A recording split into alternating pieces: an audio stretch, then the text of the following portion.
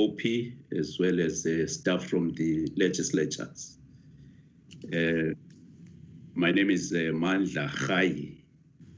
I'm the chairperson of Select Committee on Trade, OP, and as well as staff in competition. That's how this department is now called. But also the Small Business Development, Select Committee on Tourism, Employment and Labor. So those are the departments that we deal with as this Select Committee, as well as with also their entities. My name is Mandla. I'm the chairperson of Select Committee on Trade. Before I indicate the purpose of the meeting, do we have any apologies? Yes, Chair, we received an apology from Mr. Kapleni.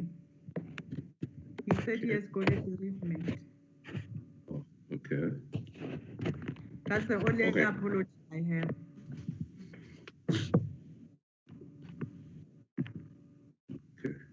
Let me take this opportunity again to formally open the meeting and welcome everybody. We're meeting for the first time in the third term of our program. The last program was the second one, where we thank each other on how we proceeded with the first and the second program. Mainly the second program took place during lockdown 5, 4, and 3. We're starting now the new term, which is the third term on the alert level 2. We just been informed that in the National Assembly, one of the members of Parliament, Advocate Hisham, has passed away. I think this afternoon, I think the funeral is still on. Some of us were logged in the plenary as well as in the funeral at the same time. So I had to also disconnect from both to log in on this one.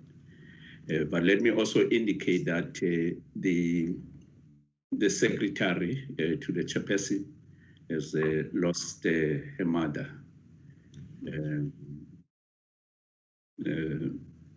on Friday last week.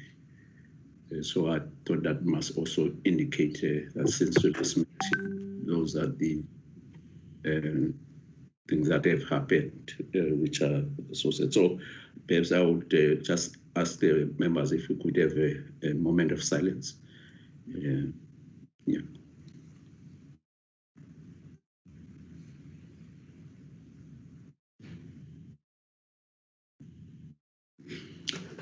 Thank you very much, members and staff. Honorable members, as perhaps can we just check then from the department sides, DTIC, who's present? Good afternoon, Chair. It is Dr. Evelyn Masoja. I'm with the team, the National Gambling Board, Ms. Caroline Kongwa, who is the head of the Gambling Board. I'm with Mr. Nkwadze Mashamaite and Ms. Tsulfelo Shali, who work with me in the Consumer and Corporate Regulation branch of the DTIC. I will request Ms. Ngongwa to just introduce the team that she comes with for this meeting. Caroline? Good afternoon, Chairperson, honorable members. Good afternoon once again. I'm Caroline Kongwa, the Administrator for the National Gambling Board. And then I'm joined by, or rather with 3 of my colleagues, Mr. Shelton Pagiwa, who's the Senior Manager, Gaming Technology. And then we have Ms. Yvonne Gwenhure, who's the Economic Researcher, and Ms. Sibahle Nwata, who is our Legal Advisor. Thank you.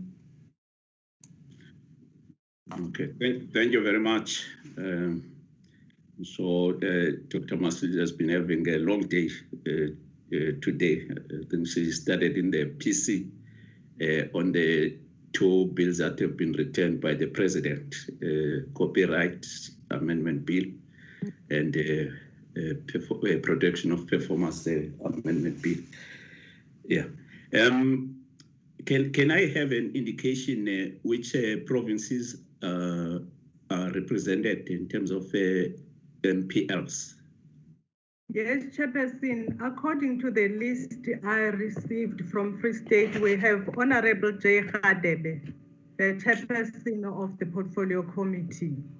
Can you confirm his presence? From you say you have a list, State. so we must confirm if he or she is present. Okay. On the, it's a he or a she. I think it's a he. Are you present, Honorable Khadebe? Not yet. Can we Honorable get the province? It was Free State. Yeah. We also Honorable S.D. Selamulela, the Chairperson of the PC on Economic and Development, Environment and Tourism in Limpopo, with Dr. Mchadi. Okay. Are they all present? Yes, we are present, Chair. Thank you. Okay, thank you very much. We have the Chairperson of Finance from Mpumalanga Province, Honorable Lashmanarian. Welcome. Welcome, everybody. Chair, I'm present. Sorry, who's calling? It's Honorable Lashmanarian from Mpumalanga. I am present. Okay. Welcome to all the special delegates from our provinces. Chairperson? Yes. I also received a list from Gauteng. I'm not sure if they are in, but I didn't see Honorable Lasindwa, the Chairperson of the Portfolio Committee. Honorable D. Adams, Honorable Silias, Honorable Hassan, Honorable Makubela, Honorable Bim Ngube, Honorable K. Hoffman, and Honorable Chintagano. I'm not sure if they are in. I didn't see them, but I received a list. No, let's just welcome.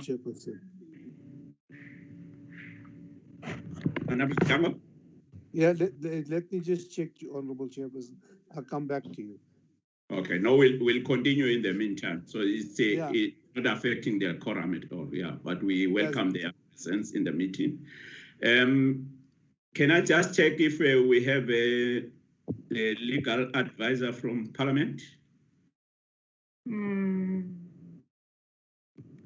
Yes, he is present, Chair. He is Dr. Advocate Jenkins. So he is Advocate present, Jenkins is here. Okay. Yeah. I think we'll also be joined by Ms. Samara. Samara Ali. Yeah, Ali. Yeah. Okay. No, then we can continue. I think what we can do, just to refresh our minds, though it is our responsibility just to take us back to remind ourselves why we're meeting today to consider the final mandates. I saw yesterday a presentation from the department that was circulated to us by the committee assistant.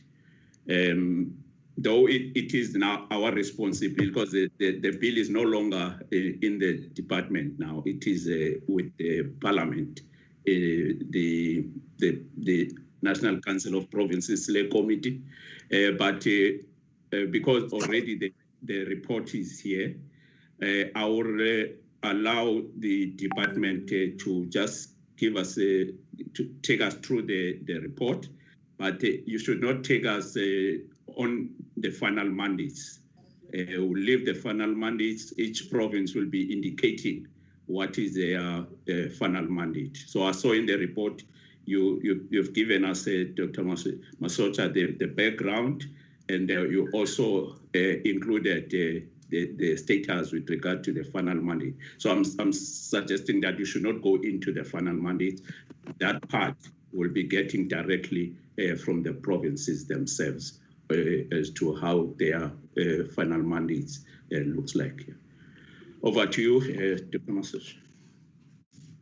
Thank you, Chair. I'm going to quickly load the slides. So just give me a second to do that. Sorry about that.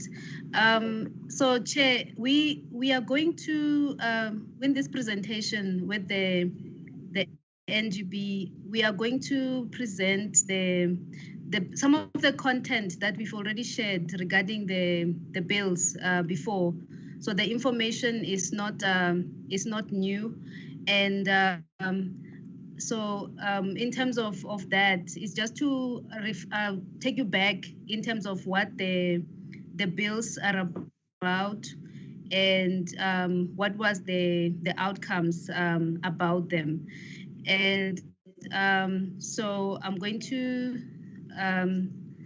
start with the rationale and where the background is. So just to confirm, Chair, is this projecting in the meeting? Can you see the slides?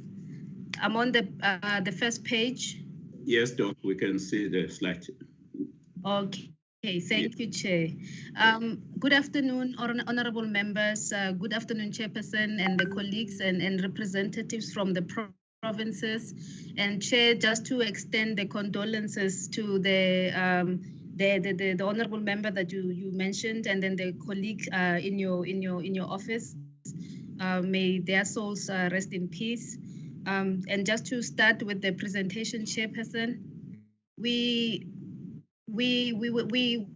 are here to brief the committee, but also to address the issue of the final mandates, but just to bring a bit of background on the National Gambling Amendment Bill and where it is emerging from in terms of its context and the history of gambling in the Republic from a legislative and policy point of view. And in a nutshell, there was the Wehan Commission that recommended that there should be strict regulation of gambling. That was in 1995. And then in 1996, there was the National Gambling Act enacted, introducing the National Gambling Board. And then in 2004, there was an amendment to the Act introducing the National Gambling Policy Council to ensure that policy alignment is there and coordination at national and provincial level. And then we had the another amendment in 2008 focusing on interactive gambling.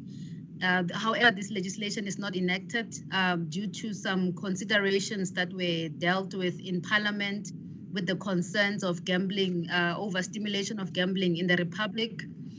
And in 2010, there was a Gambling Review Commission report that was commissioned looking at the whole of gambling, modes of gambling, and the future of gambling in South Africa, and the considerations for future policy. And then the bill was introduced into Parliament. It was approved by Cabinet in 2016, and in the parliamentary process, when it was introduced in 2018. It went into the PC process, and when it arrived in the PC, it was a more comprehensive bill. However, it was then shortened because there was a need for more extensive policy discussions. It was shortened to focus on the administrative issues that are impacting on the regulation of gambling in the Republic. So the legislation was then the bill was adopted by the National Assembly, and then the Select Committee and the NCOP in March of 2019. However, there were challenges with the final mandates when it was pardon, in terms of the adoption. It went to the the NCOP assembly meeting. However, it was not concluded because of the mandates that were not finalized in the meeting. So there were some legal technicalities with the finalization of the bill in the NCOP. So it had to be deferred to the 6th Parliament.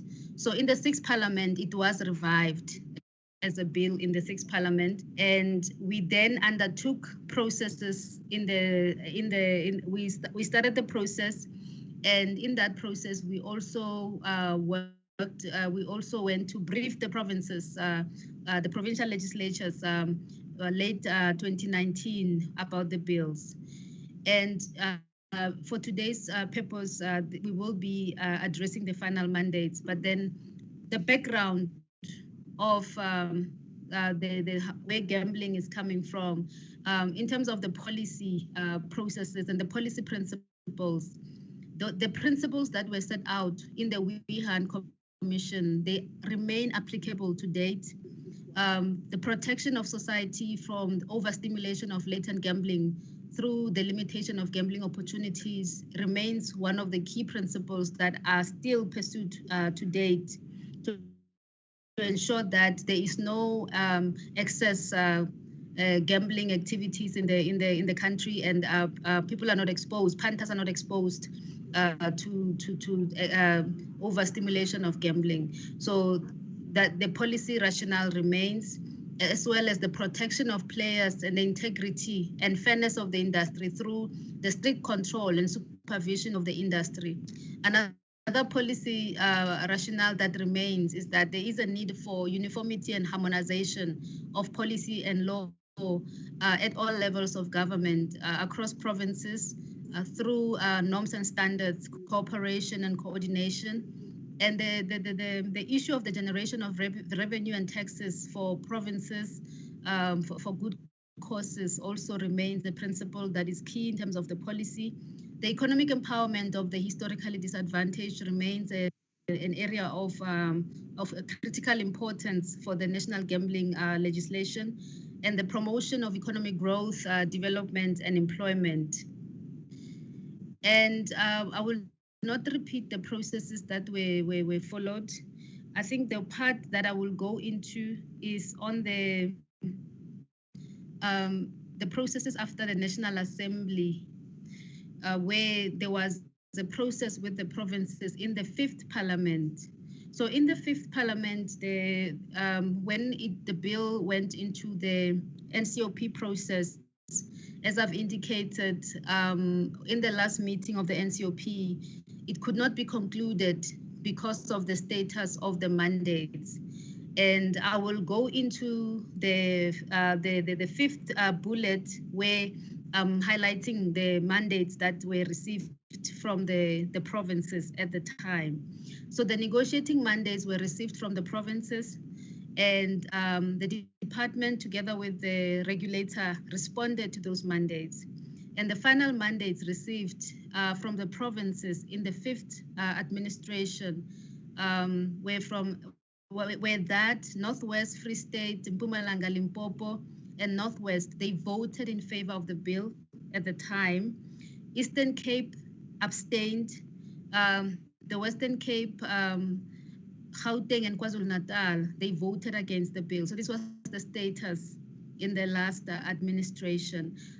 We thought it was important to highlight this because this is not a new process. It's a revived bill, and to just show the distinction between then and now. As indicated, there were mandates that were received only after the last select committee meeting. So they affected the outcomes of the last sitting by the NCOP when the bill was to be passed. And then it was referred back as indicated. So in terms of the rationale of the bill, the rationale of the National Gambling Amendment Bill is to provide for the establishment of the National Gambling Regulator that is led by a CEO as the accounting authority, to provide for the procedure for forfeiture of unlawful winnings, to empower the National Gambling Policy Council to make a final decision at the second sitting with the majority of members present in that meeting, to extend the National Central Electronic Monitoring System to other modes of gambling, to enhance the powers of the National Inspectorate to curb illegal gambling activities, and then to address other consequential amendments and to amend and delete certain definitions and to cater for the transitional arrangements between the regulator and the board and the regulator. And Chair, if it's permissible, maybe I could request the Administrator, Ms. Ngo, statistics that are in slides 10 and 11 as part of the presentation, so that you can just take us through the statistics to give that overview from a regulator perspective, highlighting the key highlights for both of these slides. Then I will pause and continue with the rest of the presentation. Yeah, that's okay. Thank you, Chair. Ms. Kongwa, if you can come in on the slide 10 and 11, please. Thank you, Chairperson. Evelyn, will you get to slide 10? I don't see it, but I have it on my screen. You can. I will browse for you. You can speak to what you see, and then when you are done, I'll move to the next slide. All right.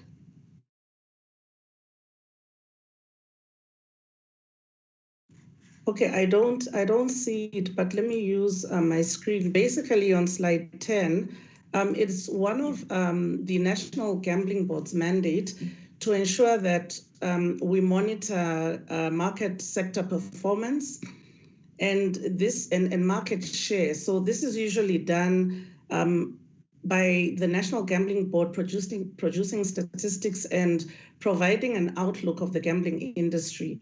So for this purpose, what we did in slide 10 to start with is we basically gave an indication of how each sector, that is the casino sector, betting, bingo, and LPM sector, have been faring from a gross gambling revenue perspective from the financial year ending 2016 through to 2019. And ordinarily, you would see various trends in terms of the growth in GGR. So if I'm to start with the casino industry, over the years, the growth in the casino industry has been averaging somewhere around 2%.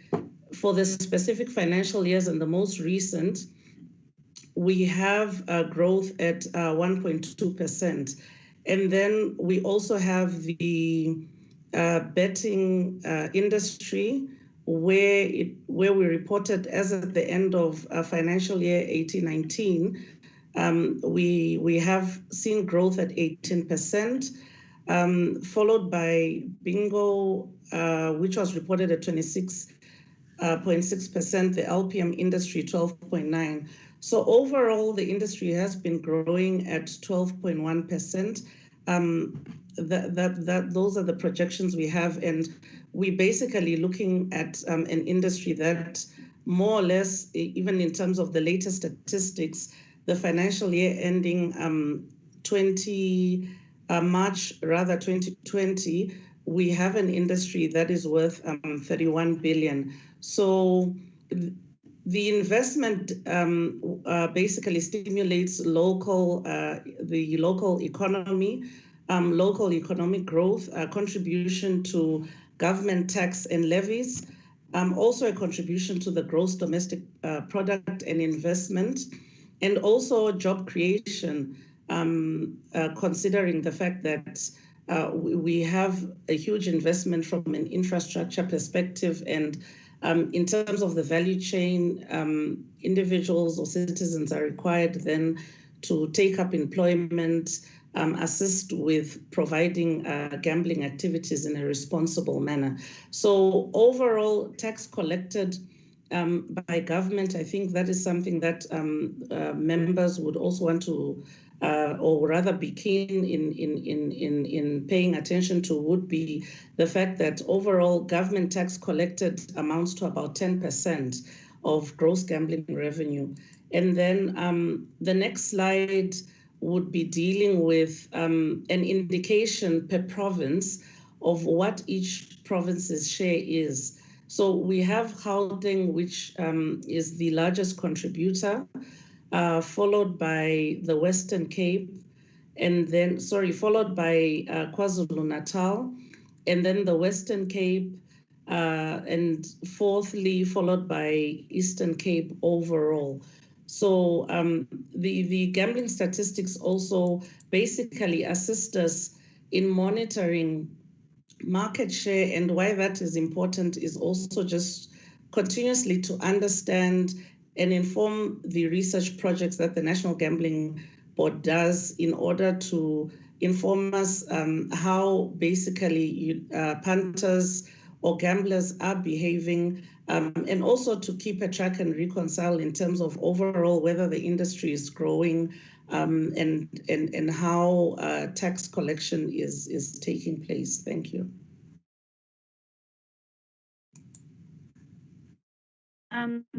Thank you so much, Ms. Kongwa. Then, Chair, I will move to the next slide. As guided, I will not go into the final mandates. I'll go into the concerns that were raised by the provinces in the 5th administration. The reason why we considered to incorporate these slides was to ensure that there is a context to the final mandates. As much as the final mandates, they came without challenges or concerns raised. These are some of the main issues that came up in the provincial consultations and in the negotiating mandates at the time. And because the legislatures changed, some of there were briefings even amongst themselves in terms of the previous administration and the current. So meaning some of the issues probably remain the same. So we then undertook to just bring them forward just for the committee to be aware of the concerns that were raised. Because they have been raised before, one will not go into too much detail. It was just to indicate what are the challenges and what has been concerns with the bill. So I will do high levels of these just to give a sense of what they were. So one of them is around the establishment of the National Gambling Regulator. So as far as the National Gambling Regulator is concerned, provinces raised concerns regarding the proposed establishment of the regulator without a board structure, because they were concerned about issues of corporate governance. And with that in mind, it was proposed that from the side of the DTI and the regulator, that the regulator be established in line with other entities of the DTIC after considering the research that was conducted by the department on agency rationalization. So this process was informed by our research process. And not only that, we have regulators, regulatory bodies in the department, which also adopted a similar model of one leader who's heading the institution, moving away from board structures for corporate governance purposes. So examples of other entities with similar structure with a single head includes the public protector, although it's not a DTIC entity, we just use that as an example. But then the Companies and Intellectual Property Commission is a DTIC regulator, the National Consumer Tribunal, the National Regulator for Compulsory Specification, the National Consumer Commission, and the Competition Commission. So these are examples of regulators that do not have boards. They just have a single head who's heading the institution, either as a commissioner or a CEO. There are regulators and they have big mandates. An example that is given in that next bullet point is the NCR, the National Credit Regulator, that looks after a debt book of over 1 trillion rand. annually, which is much bigger than the market size of the gambling industry, as an example. So, and their reach is beyond the national borders, and they look at different issues. So this was an example of a regulator that we also flagged, just to indicate that a single-headed institution can have a big mandate. It can enforce the law, and it can be able to apply itself in terms of the regulatory framework. And then just to come back to the administrator issue and the administration of the National Gambling Board. The National Gambling Board has been under administration for the past 6 years, if my calculations are accurate, since 2014, around this time. So the institution was led by an administrator. So it has been a single-headed institution, and since then it has been able to achieve its targets in terms of from the Auditor General's perspective, with clean audits in 5 consecutive years. So the regulator, although its mandate is not as extensive as those of provinces, has done very well in terms of the enforcement or addressing issues of the regulation of gambling within the confines of the National Gambling Act with its provisions. So to demonstrate that this has been we think that it has done very well under the circumstances it has found itself. There was a board before, and that board then was removed, and then there was the administrator. And when the Parliament considered the importance of the bill, their concern was that it is not ideal to have an institution under administration for so long, because it could raise other audit-related issues, because administration is not meant to be a long-term measure in addressing governance issues. Hence, we saw this as a very critical amendment to bring to Parliament to ensure that the administration and the regulation of gambling in the Republic is catered for in a regulatory framework. The other concern raised by provinces is around the National Central Electronic Monitoring System. This is the provinces raised concerns that the NCEMs, which are currently at the national level are dealing with the limited payout machines only, their concerns was that this will be extended to other modes of gambling. And the issues were raised that casinos and bingos, they already have their own systems, and provincial licensing authorities have access to this information when it is needed. So there was a view that this is a duplication of efforts, because there's already a regulatory framework, or there are platforms where provinces can have access to this information and this tool. And the intention of the NCEMs is for this bill was to extend them to other modes of gambling, and to consolidate information throughout the country for all legal modes of gambling.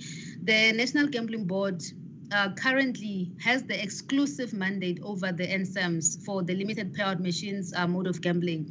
And the system already exists and has already been developed at the cost of the NGB.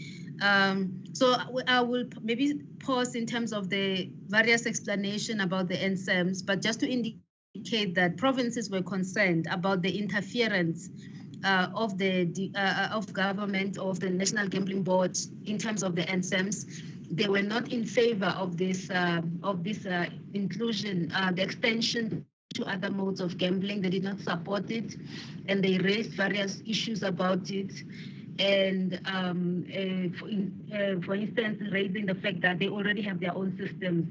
And the rest of the slide on NCEMs is just to give the committee a sense of what the intentions were behind the NCEMs and their importance in ensuring corporate governance and accountability of information, and ensuring that the regulators can have proper oversight. Because one of the concerns we had was that the reliance is more on the operators, and then the provincial gambling boards do not have their own monitoring system. So meaning that there was a need for that oversight. But these are just some of the issues that came up in those debates and discussions. The other key issue was on the National Gambling Policy Council. On the National Gambling Policy Council, the council is a requirement. Having council meetings is a requirement of the National Gambling Act. And there has been concerns related to the attendance of these meetings by MECs. So the quorum has been a challenge for many years. And because of that, there has not been opportunities to address norms and standards and policy issues at national level to ensure that the provinces and the national addresses issues in a coordinated fashion. For instance, issues around the empowerment in the industry, issues around illegal gambling activities. So these issues could not be addressed and dealt with sufficiently through time because of the issue of lack of quorum. The National Gambling Policy Council has not corrected at the time for many financial years. So it was a vacuum for the department in terms of policy and setting out norms and standards and so on. So the insertion that is proposed in the bill is to provide that if in the first sitting of the National Gambling Policy Council there's no quorum, in the next sitting, though the members who are available in that meeting can make a decision on the issues, the majority of those members. And the provinces suggested that the other options have not been explored. They suggested that there should be the possible suggestion was there should be disbanding of the council. Others proposed that maybe round robin should be considered to deal with issues.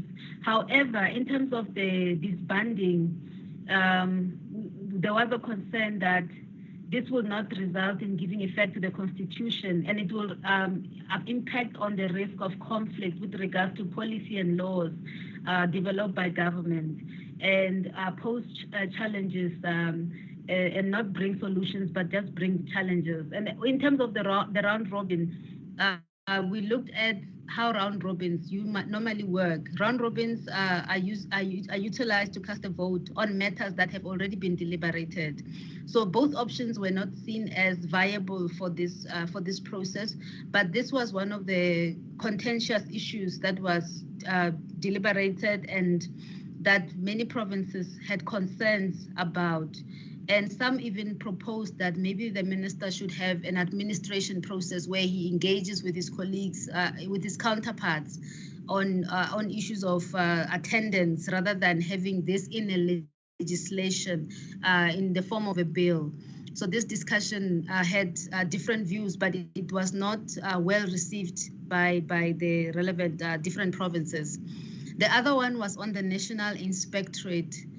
In terms of the National Inspectorate, the way that the intention was to ensure that there is strengthened enforcement in the country in terms of the gambling mandate. And however, provinces raised issues of autonomy and independence of their inspectorate, where their concerns were that national inspectors will be allowed to come into their provinces and investigate without their approval and without being accompanied by the provincial inspectors. And so there were concerns about this interference, and also that this is their mandate. They already have enough capacity. Government and the National Gambling Board or the regulator, if this was going to be adopted, should not be coming into their provinces and to interfere in their inspectorate mandate, because they already have that mandate. And so Chair, these were the main issues that were raised with the bill. Other issues that came up in the NCOP process within the Select Committee were coming from stakeholders, but for the interest of being focused in this discussion, I will limit my inputs to this process, and then I hand over back to Chair just to say these were some of the major issues that impacted on the outcome of the bill. And we just to recommend that the report be noted. Thank you, Chair. Thank you very much, Dr. Masocha, for the background. But then I think the issue then was that these were concerns that were raised during the negotiating mandates, and then they were considered by the select committee, and the bill then was sent back to the provinces, either containing changes to the bill from the NA or not.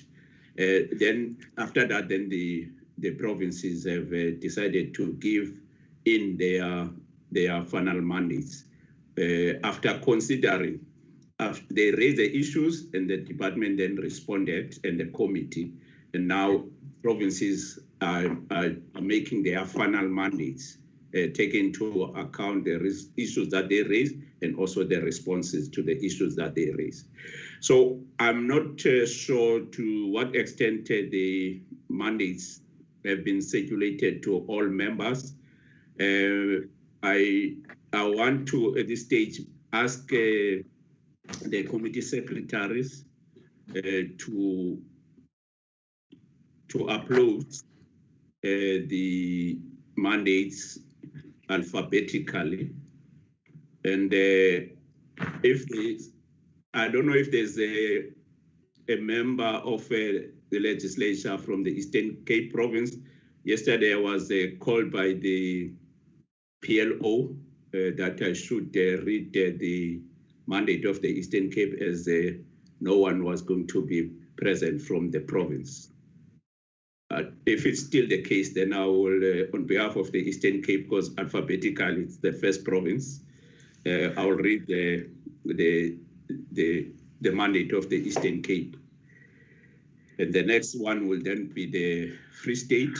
If there's an MPL from the Free State, I will read the mandate of the Eastern Cape. But then if not, we'll ask Honorable Musodi to do so on behalf of the Free State.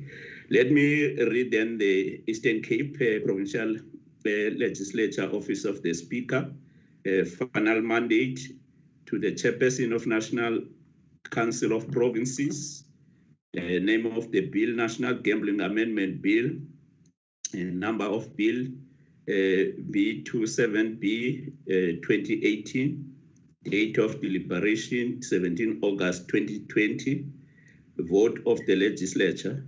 The province is not in support of the bill in its current form and mandates the Eastern Cape Permanent Delegate to the NCOP to abstain from voting on the bill. Regards, it's signed by Honorable Helen Sol August, Speaker of the Eastern Cape Provincial Legislature. So the mandate, therefore, is that the permanent delegates to the NCOP should abstain. Can we upload then the Free State?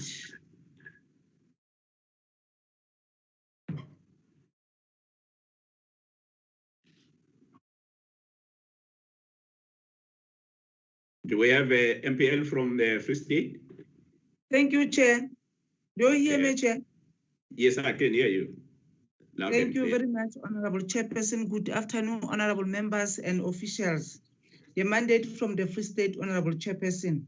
The Free State Legislature final voting mandate to the Chairperson of National Council of Provinces, name of the bill, National Gambling Amendment Bill, number of the bill, B27B/2018, date of deliberations, 25 August 2020, vote of the legislature, Honorable Chair. The Free State legislator vote against the bill, signed by the Honorable L.N. Mapena, Deputy Speaker of the Free State Legislature, on the 25 August 2020. I thank you, Honorable Chairperson. Thank you. Thank you very much, Honorable Msodi. Gauteng.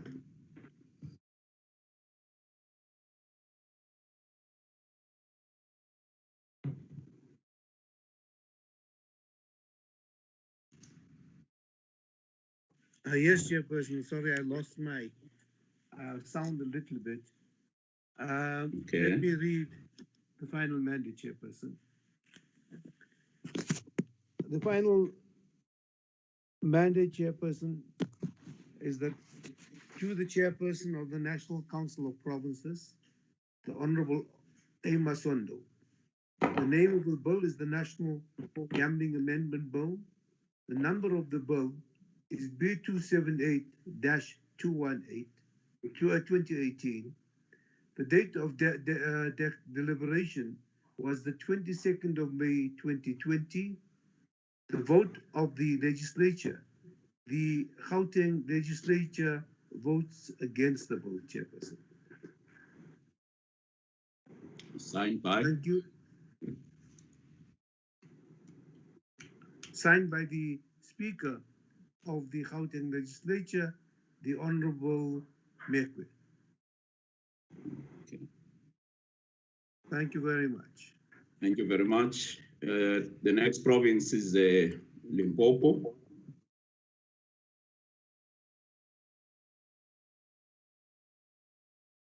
Oh, sorry, KwaZulu-Natal. Yes, KwaZulu-Natal, the NAS.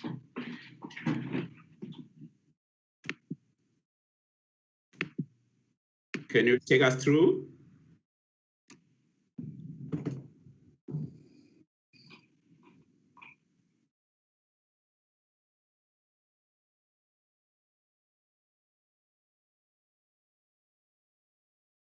Can the delegate from KwaZulu-Natal take us through?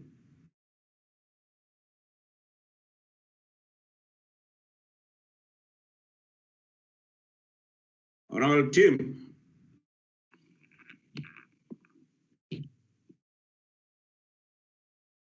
If there is no MPL, we'll take Honorable Tim to take us through. Chair, my understanding from my colleagues in the province is that the mandate of KZN is to abstain. Is to abstain? Yes. Oh, okay. Wanted that for recording purposes to be read out. Oh, I can read it for you if you like, Chair. Yes, please. Final mandate to the chairperson of the NCOP, name of bill, National Gambling Amendment Bill, number of bill B27B/2018, date of deliberation Tuesday, 25 August 2020, vote of the legislature. The KwaZulu-Natal legislature met today, Tuesday, 25th of August 2020, and agreed to mandate KwaZulu-Natal delegation to the National Council of Provinces to abstain from voting on the National Gambling Amendment Bill. And the reference is there. Thank you, Chair. So it's signed by the Speaker. Can you move up? Okay. Yes, Chair. It is signed by the Deputy Speaker. I know the Speaker well. It is signed by Honourable M.E. Ndobe, the Okay. Deputy Speaker of KZN Legislature. Thank you, Chair. Thank you very much, Honourable Chief. The next province is Mpumalanga. Limpopo. Oh, Limpopo, sorry. No, I confuse keep on confusing the two provinces. Now we are neighbors. Oh, okay. Far apart. Okay. The final mandate is reflected there to the chairperson of the National Council of Provinces, name of the bill, National Gambling Amendment Bill, number of bill B27B 2018, date of deliberation 26th of November 2019. The province vote in favor of the bill. The mandate is signed by the then Honorable Speaker, Larula Ramakan, on the 9th of December 2019.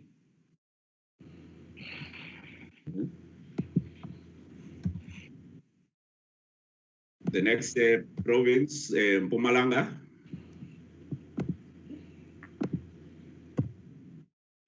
Thank you, Chairperson. As you can see, it's the mandate, and it's addressed to the chairperson of the National Council of Provinces. Name of the bill is the National Gambling Amendment Bill. Number of the bill is B27B of 2018. The date of deliberation was on the 21st of November 2019, and the legislature votes as follows. The Portfolio Committee on Premier's Office Finance, Economic Development and Tourism, the committee confers on the following delegate representing the province of Mpumalanga and the National Council of Provinces a mandate to vote in favor of the bill. And as you can see, it has been signed by our Honorable Speaker, dated the 21st of November 2019. Thank you very much. The next province, Northern Cape. Thank you, Chair.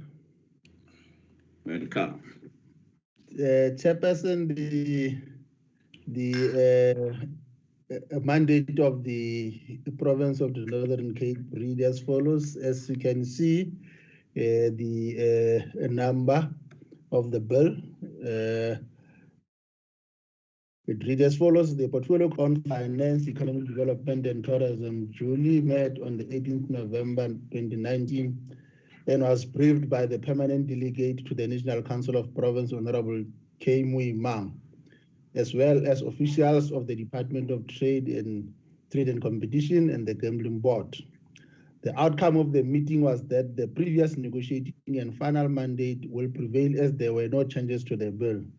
In terms of Section 65 of the Constitution, the Portfolio Committee on Finance, Economic Development and Tourism recommended that that authority is conferred on the head of the delegation of the Northern Cape Provincial Legislature to vote in support of the National Gambling Amendment Bill, signed by Honorable Speaker Mayor Nurin Cluster.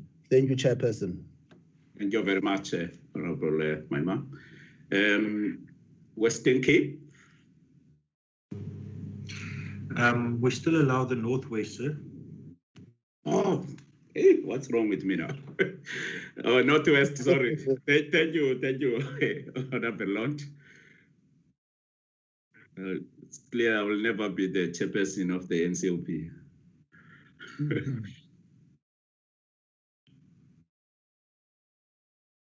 Northwest.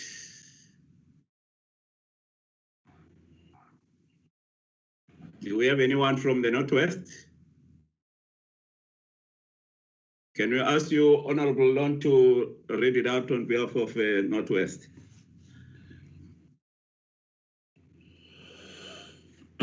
Do you want me to read out the Northwest one? Yes, please. Okay, I have no problem doing that. I don't know if it's procedurally correct, but if you want me to do that, I'll do that. We can ask any member of the committee. That's what we've been doing. Then I will do that. It was addressed to the chairperson of the NCOP, Honorable Masondu. The name of the bill is the National Gambling Amendment Bill. The number of the bill is B27B-2018. The date of the deliberation seems earlier today, Chairperson, which was the 25th of August 2020, and then the Northwest Provincial Legislature votes against the National Gambling Amendment Bill, and it was signed by the Chairperson, and now whoever moves the screen, I just need to get to that. Thank you. Whoever does it must please not play around with the screen. So yeah, it was signed by the chairperson of the committees in the Northwest Provincial Legislature. Okay, so it's supposed to be signed by the speaker. Yes, Chair. The mandates are signed by the speaker, not the chairperson of probably, the I think the issue is whether is it. Thank you, Chair. Okay, thank you very much, Honorable Lont. Can we then go to the Western Cape? Thank you, Chairperson. Honorable Khai, sorry. The final mandate was sent to the chairperson of the NCOP, the Honorable Masondu. The name of the bill is the National Gambling Amendment Bill.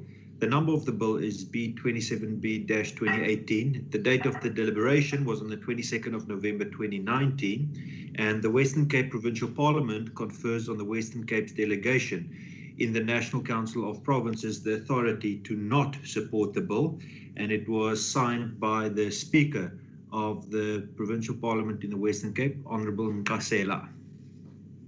Thank you very much, Honourable Lord. I saw there's something that was sent by the content advisor. I don't know if we can be able to flight it on the screen. Can you upload it? Because it then gives us the picture of how provinces have voted. Oh, there you go. Can you make it bigger? Thank you.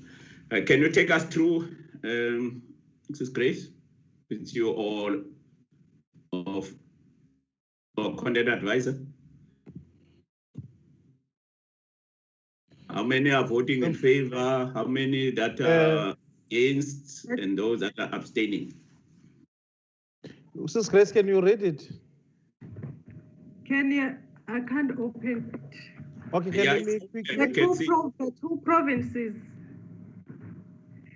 the Eastern Cape and the KZN abstained. Yeah. Northern Cape, Mpumalanga, and Limpopo are voting in support, in favor. The Western Cape is not in support, and the Free State vote against, and the Northwest vote against the bill. Gauteng also voted against the bill.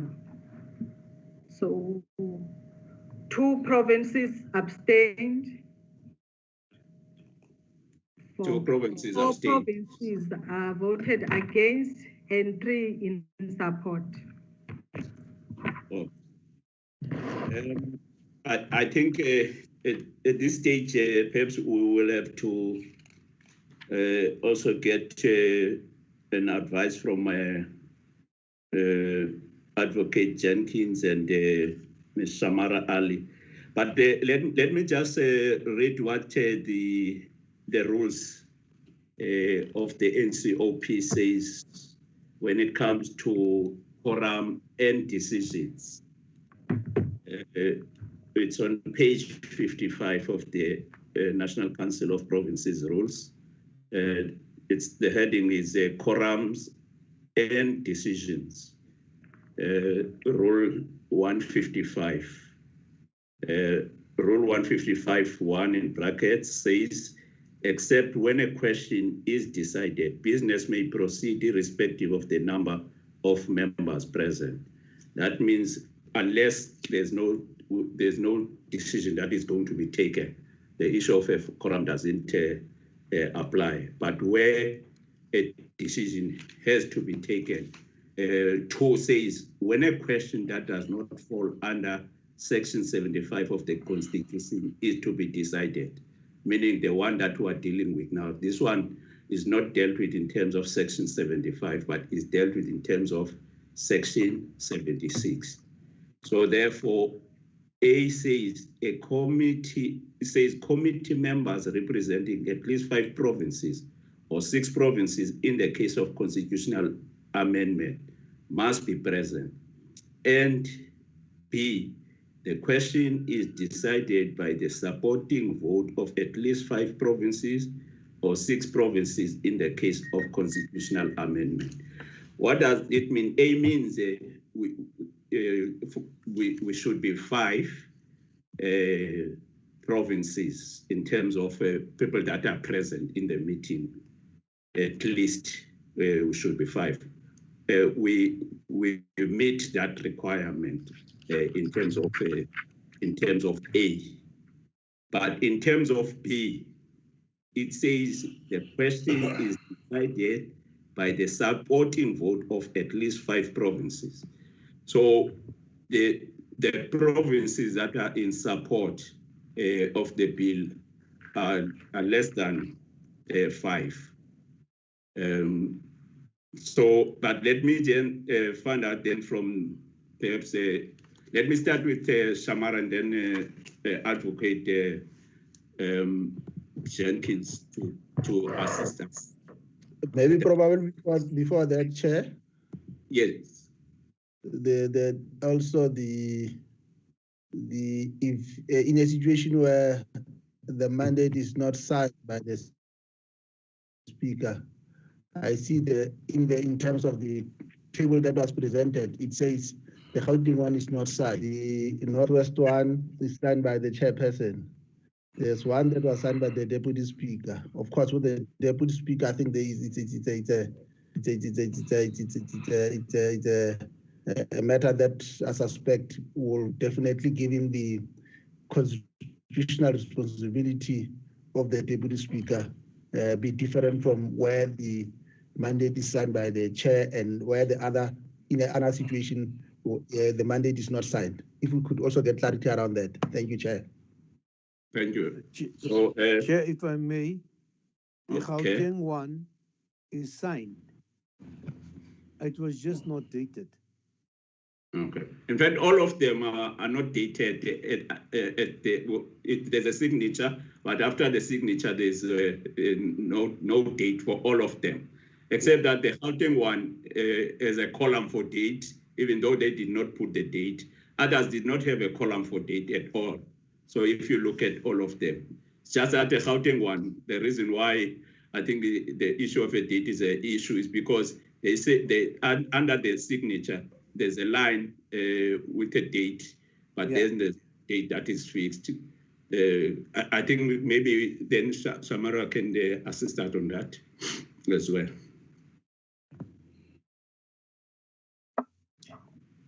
Thank you, Chairperson, and good afternoon, colleagues. Good afternoon, members and colleagues. With regards to the mandates, when it comes to the dating of the signature, what we can do is note that as a technical amendment, and we could request the provinces to rectify that when it comes to the final voting mandate. However, my concern lies with the fact that Northwest, the mandate was actually signed by the chairperson of the committee and not the speaker. In terms of the Mandating Procedures Act, that is one of the legislative requirements. The mandate has to be signed by the speaker. The committee would need to take a decision as to whether they would refer this mandate back to the province for revision and possible amendment, or whether they would consider it now and request the final mandate that goes before the House to be amended. Then moving forward with regards to the number of mandates that we have. Honorable Khai was correct in quoting the rule that we did. We do not have sufficient mandates to vote in favor of the bill, nor do we have sufficient mandates to vote against the bill. In other words, to reject the bill, and we cannot abstain from the bill either. We have insufficient votes to basically proceed with the bill as a committee. What we can do is we can refer the bill to the House for further deliberation.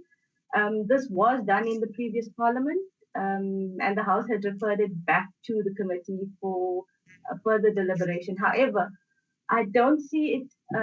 I don't see the House once again referring the bill back to the committee. The Constitution gives the House a clear mandate in that the House can reject, approve, or consider a bill with with amendments.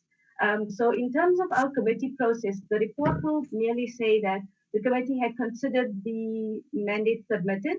In terms of the technical amendments, we would request, or I would advise that provinces relook at those and amend it before we get to the House. And the committee would obviously pronounce itself in saying that it could not reach a decision because of the fact that we have insufficient mandates to proceed. And that's all from me. Thank you. Thank you. Advocate Jenkins. Audible, there we go. Hi, Chairperson. Good afternoon. Honourable members, good afternoon. Chair, I agree with my colleague.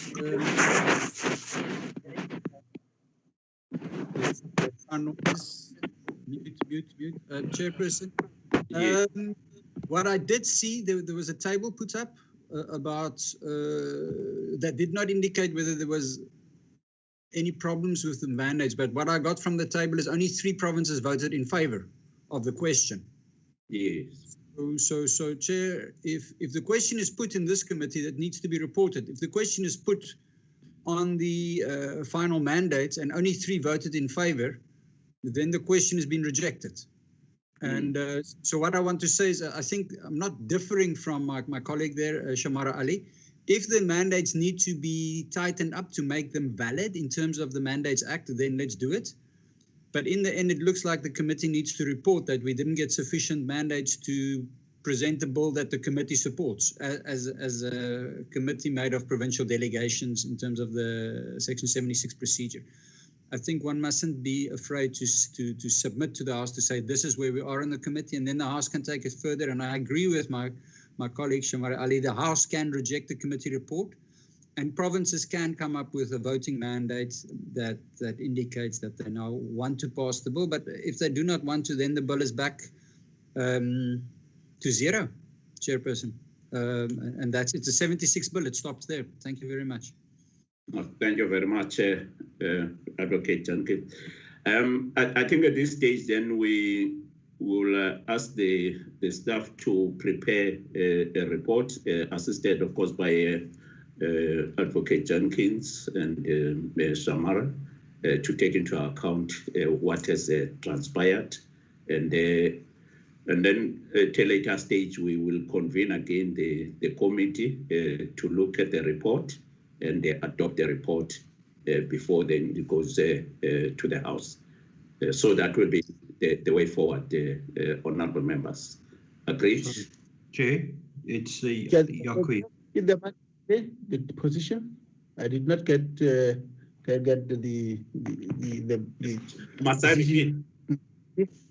No, the decision is that because the question has not been agreed to, because we only have 3 provinces that are in support of instead of 5 in terms of the rules. And what I was saying therefore is that we're going to ask then the staff, the committee secretary, the content advisor, the legal people from Parliament to assist the committee with the report. And then once that report is complete, we will table it before the select committee for adoption. We will be adopting the report, not the bill, but the report, and that report will then go to the House. So that's what I was indicating, and I was checking if we agree with that arrangement. Chairperson, Yakuya. Okay, Honourable Lord. Chairperson, I'm happy with the last part that you addressed, that the report will come back here. But I just want to double check. The wording that we're going to use now is that the select committee did not support the bill. So we're not going to say there wasn't sufficient yeses. The majority here did not support it, and that's how it should be worded, as far as I understand. No, the majority should be 5 as well. So we don't have 5 provinces that are rejecting the report. No, Chairperson. To pass a bill, you need to have 5 votes, but the majority of the mandates rejected it. Section 75. So there's a difference between the Chairperson. In terms to pass it, you need to have 5 provinces rejecting it. The majority here today rejected it, and that is a clear distinction between the two. Let me correct you. I'm coming back to you, Honourable Memang. Let me correct you. The issue of majority applies when it talks about supporting. The issue of majority happens when you deal with Section 75. With Section 75, if you have a quorum and then you're deciding on the question, it doesn't. If people that are voting for a decision, whether there are 3 people in support against 2, then you have a majority in that case. You don't have to have 5 under Section 75. But under Section 76, you must have 5 provinces. You don't talk majority, you're talking provinces. 5 provinces. You don't talk majority. Majority, you talk about majority when you deal with Section 75. But when you talk, we deal with Section 76, you talk about 5 provinces when it comes to bills other than the constitutional amendment. With constitutional amendment, you need 6 provinces. Yeah, Chairperson, I understand that, but then what's the wording that you're going to recommend for the report? Well, Honorable, I think Advocate Jensen and Samara have indicated that the question was did not receive sufficient support. Thank you, Chair. Let me back to Honorable Moimang. Okay. Chairperson, I think the 2 legal gurus they have correctly captured what has to be presented, and to suggest that there were 5 provinces that rejected the report is a gross misrepresentation of the facts as presented and also the proceedings of the meeting. The legal advice has correctly advised us in terms of how do we move forward. Thank you, Chair. I agree with your proposal that in terms of how we need to craft the report. Thank you, Chair. Thank you very much. Chair, if I may. Okay. Chair, I think the salient point that we have to consider today is that only 3 provinces are supporting this bill. Yeah. Only 3 out of 9. I think Advocate Jenkins said that quite clearly. Thank you, Chair. Okay. I think we will wait for the report, and then we may have a further deliberation once the report is before us. Okay. Agreed? Agreed, Chair. Thank you very much. I think that then brings us to the end of this particular chapter until we meet again to consider the report. Let me take this opportunity to thank honorable members for your participation, for your attendance to this meeting. Provinces that have managed to have delegates from the provinces represented in this meeting. Let me also thank staff of the Select Committee, also the staff from the NCOP, the Legal Unit and Procedural Unit. Let me thank the department, DDG Masocha, and your delegation, and also the National Gambling. It's not yet a regulator, Ms. Kongwa. Thank you also with your delegation for attending. So you have had the outcome of this process of the bill. It has come to this point. So we're then taking it forward to the House for the House to decide. Thank you very much, honorable members. I don't know, but honorable Ms. Masocha wants to say something. DDG, before I finally close. Thank you, Chair. We acknowledge the process that has transpired in the committee, and we will be guided from our side in terms of the next way forward once the report is concluded, and we will be there to also support the processes going forward. Thank you, Chair. Thank you very much. Honorable members, again, thank you very much. The meeting is adjourned. I will then request the staff of the Select Committee and Honorable Dango to remain for the committee management meeting. The meeting is adjourned. Thank you very much. Thank you, Honorable Chair. Thank you. Thank you, Chair. Thank you very much. Bye-bye. Good night, Chair. Good night. Good night. Nash Mishuri.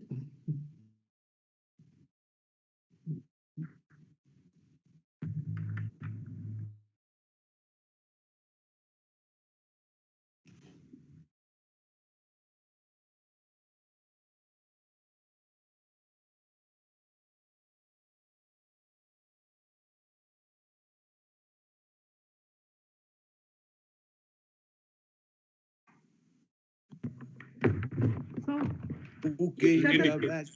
You'll indicate when I should then start with the management committee. If everybody is has left, everybody else. I can start. You can start, Chair. Oh, okay. I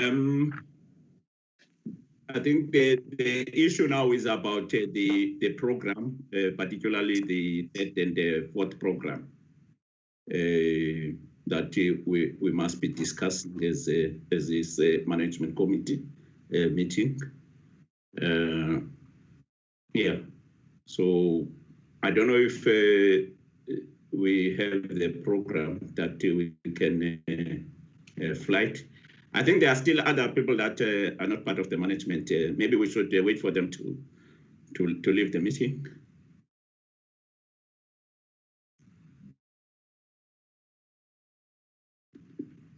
Or the host can remove them.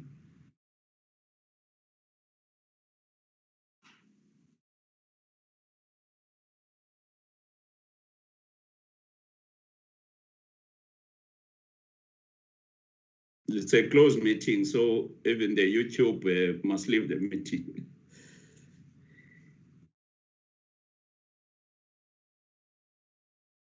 Okay, let me just indicate who we want in the meeting. The chairperson, which is myself, Honorable Dango, 2 committee secretaries, 2 researchers, and 1 content advisor. I'm removing them, Chair. Yes.